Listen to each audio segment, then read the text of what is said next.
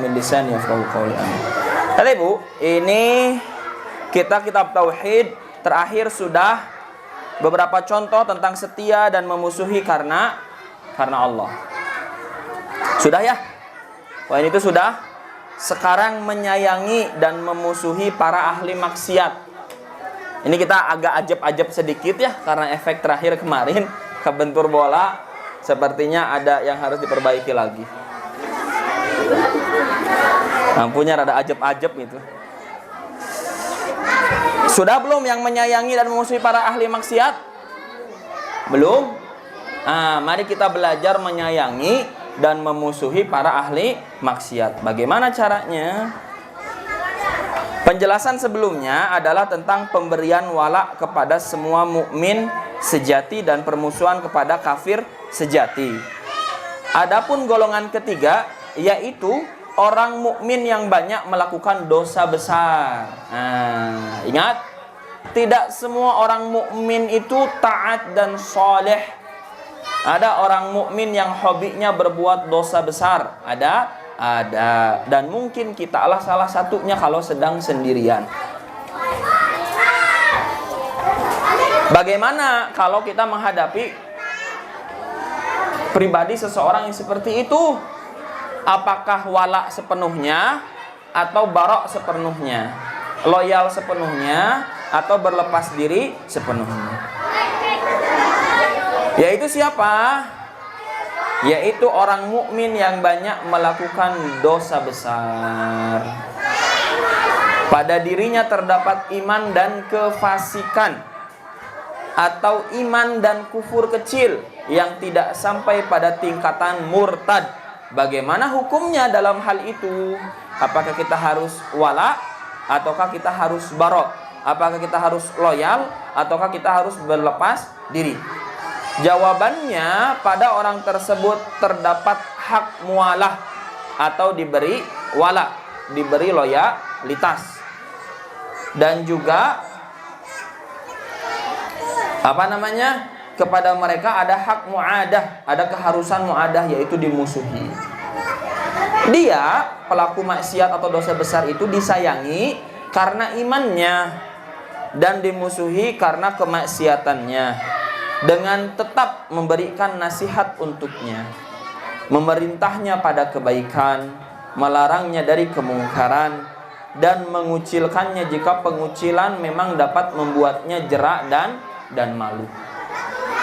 Jadi anak ibu, kalau kita berhadapan dengan orang yang beriman tapi ahli maksiat, maka satu kata mati, satu kata nyala, satu kata mati, satu kata nyala. Maka kita harus tetap menasehati, memerintahkan dia pada kebaikan. Di antara nasihat atau memerintahkan pada kebaikan adalah meninggalkan kemaksiatan. Kalau ternyata untuk meninggalkan kemaksiatan adalah satu hal yang sulit, maka kita perintahkan dulu untuk melakukan kebaikannya dulu, supaya nanti amal soleh yang dia perbuat mengikis kemaksiatan atau kenikmatan maksiat dalam hatinya.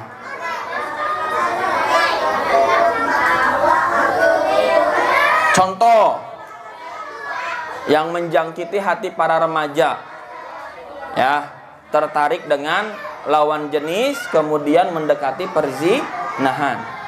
Itu susah ya, menyelesaikan hal seperti itu seperti berbicara dengan orang yang mabuk. Nyambung tidak nyambung. Kita bicara A, dia bicaranya Z-nya jauh sekali. Orang yang sedang dimabuk cinta pun begitu, ya, dia begitu. Maka bisa jadi setidaknya dia dibuat senang dulu belajar, dia dibuat senang dulu hadir di majelis ilmu, dia dibuat senang dulu untuk bersedekah, membantu orang lain, dia diajak dulu untuk bisa mohon kerjasamanya. Dia bisa diminta dulu untuk melaksanakan kewajibannya aja dulu. Dan kita berharap dengan melakukan semua kebaikan-kebaikan itu mengikis kenikmatan dia dalam bermaksiat. Karena nikmat ada maksiatnya. Maksiat ada nikmatnya. Ibadah pun ada kenikmatannya. Dan kenikmatan antara ibadah dengan maksiat itu nggak mungkin bercampur.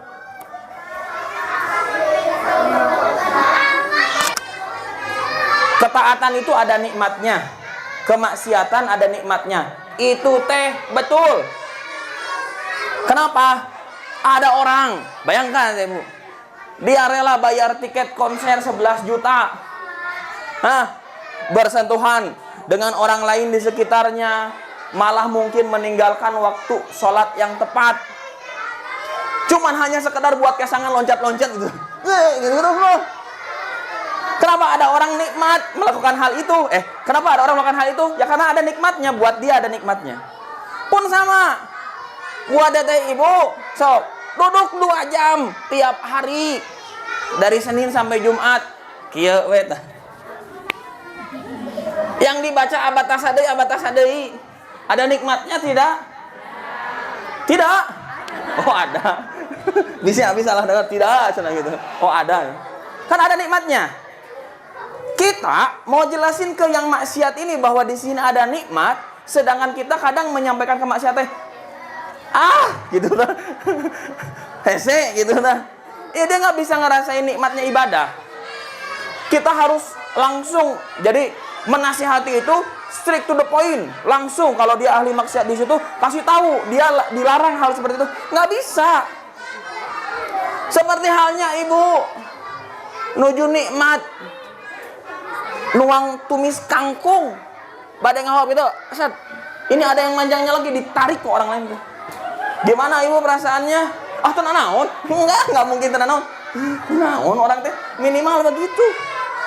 Nah yang kita lakukan pun sama. Kalau ada orang sedang nikmat dengan maksiatnya, terus kita godam gitu dengan palu gitu ya, nggak bisa. Ya bisa sih, bisa aja. Sebagaimana Umar bin Khattab, itu kehendak Allah ngasih hidayah mah. Makanya kalau kita langsung digodam gitu nggak bisa, setidaknya diajak dulu biar ngerasain nikmatnya taat. Supaya nikmatnya taat itu mengikis nikmatnya maksiat. Nah, nanti si nikmat maksiat ini berkurang kan kenikmatannya. Dia teh mikir, nah naonan saya teh gitu, tanya harus loncat-loncat gitu mah. Atau saya payunan bumi itu kudu bayar 11 juta. Paham teh Ibu? Nah, kita ini yang alhamdulillah kok Allah dikasih duduk di majelis ilmu tiap hari, harus paham menyikapinya memang begitu. Nggak bisa teteh ibu menyikapinya itu menghadapi yang masih zohir maksiatnya, kitanya belum sembunyi-sembunyi seperti kita. Jadi kita menyikapi mereka dengan langsung dijentrekan, nggak bisa. Komunikasinya nggak begitu. Kalau teteh ibu sudah sama-sama duduk, sama-sama yang sama-sama duduk pun kondisi hatinya beda-beda. Ada yang sudah siap langsung jelepak, siap ya langsung gitu ya. Ada yang dijelepak teh melempem. Nyalah abi mah mau ngawas deui, da abi mah belum pantas. Ada yang begitu, bahkan sama-sama yang sudah duduk. Maka Allah Ta'ala berfirman, "Ud'u ila sabili rabbik bil hikmah." Ajaklah kepada jalan Tuhanmu dengan hikmah. Ya, dengan cara yang bijaksana. Karena ngajak ke jalan Tuhan mah udah pasti benar, nggak usah langsung disampaikan yang benarnya. Maksudnya nggak usah kumaha, artinya nggak bahasa kan. Jadi nggak mesti mengajak pada jalan Allah itu harus langsung ditimbulan ku batu begitu. Oh jadi nggak usah pakai ayat, nggak usah pakai ini. Bukan begitu. Insya Allah paham ya kalau menyimak dari awal sampai. Jadi sedikit-sedikit biar dia ngerasain nikmatnya duduk gitu. Biar dia ngerasain nikmatnya ternyata ketimbang loncatan lebih nikmat duduk. Ya, ketimbang gogorokan masih mending tilawah. Ketimbang harus desak kanan, desak kiri, loncat sana, loncat sini, masih mending duduk gitu walaupun rada hareureun gitu. Begitu? Ya. Nah itu, jadi ketika ketemu pelaku maksiat, di satu sisi kita ada mencintainya, karena kita berharap dia bertaubat dari kemaksiatannya. Sesimpel gini ada ibu, bayangkan diri kita dulu yang masih banyak maksiatnya, terus nggak ada orang yang ngejahit. Sebagaimana kita hari ini, untuk sampai di titik ini kita benar-benar harus berjibaku sendirian. Terus kita selalu berhayal, coba mun aya nu ngabantuan ngasih tahu, kayaknya perjalanan saya nggak sesulit ini. Kebayang tidak, ibu? Nah itu mereka tuh kita di masa lalu. Alah, emang kita sekarang lebih baik gitunya. Bahasannya tuh seakan-akan lebih baik gitunya. Tapi nggak gitu maksudnya ya. Itu seperti kita di masa lalu gitu kan. Alhamdulillah kita udah naik 5 tangga, dia masih di tangga 0 gitu tah. Maka kita perlu sedikitnya turun heula, ayo yuk naik yuk. Tuh saya udah pernah di sana teh resep, ayo naik. Bukan ke, hadiah, bukan begitu ya. Insya Allah kalau dengan kayak gitu, wah lebih banyak gara manfaatnya. Nah biasanya kalau kita baru belajar, ibu ya, kalau kita baru belajar, resepnya itu nimbulan. Hadiah, iya dikasih tahu nu benar, kamu mah nggak mau, dasar kamu menolak kebenaran. Cek nu dihandap teh, bukan menolak kebenaran, kamu nan nimbulan gitu ta. Kan nggak nyambung kita ngobrolnya. Nggak nyambung kita ngobrolnya. Maka kita harus bisa bersikap, oh paham dulu, dengerin dulu. Sebagaimana kita pun dulu ketika punya masalah, ada temen nu baik teh, kita ngoceh terus, gitu. Sekarang ada orang kayak gitu, oh mungkin dulu saya kayak gini, oh dengerin dulu gitu. Siapa tahu dari sini nanti didengarkannya dia itu, jadi dia mau deket, mau baik sama Allah teh. Itu. Nah ini ada di fase menyayangi dan memusuhi para ahli maksiat. Syekhul Islam Ibnu Taimiyah berkata, apabila berkumpul pada diri seorang kebaikan dan kejahatan, ada tidak orang berkumpul kayak gitu? Dalam dirinya ada kebaikan, ada kejahatan, ada tidak? Kenapa teteh ibu tahu? Oh ngerasain. Sih gitu. Ya, ketaatan dan